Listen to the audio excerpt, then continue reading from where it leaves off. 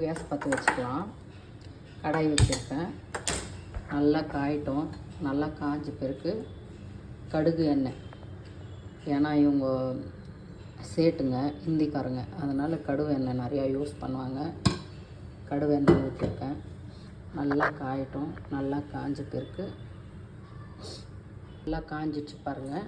இப்போ நம்ம உரித்து வச்சுருக்கிற உருளைக்கிழங்க போட்டுடலாம். போட்டுட்டு நல்லா கொஞ்சம் கலர் வர மாதிரி கிளறி விடலாம்.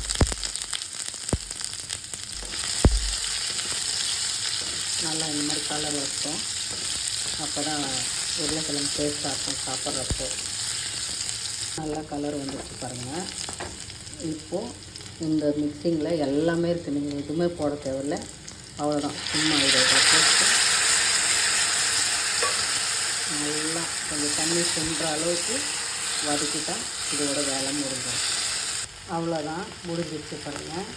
இது பூரிக்கு, தோசைக்கு, உங்களுக்கு எது கூடலாம் வச்சுருக்கோ அது கூடலாம் வச்சு சாப்பிட்லாம். ரைஸு, சாம்பார் கூட வச்சு சாப்பிட்டா இன்னும் செம்மையாக இருக்கும்.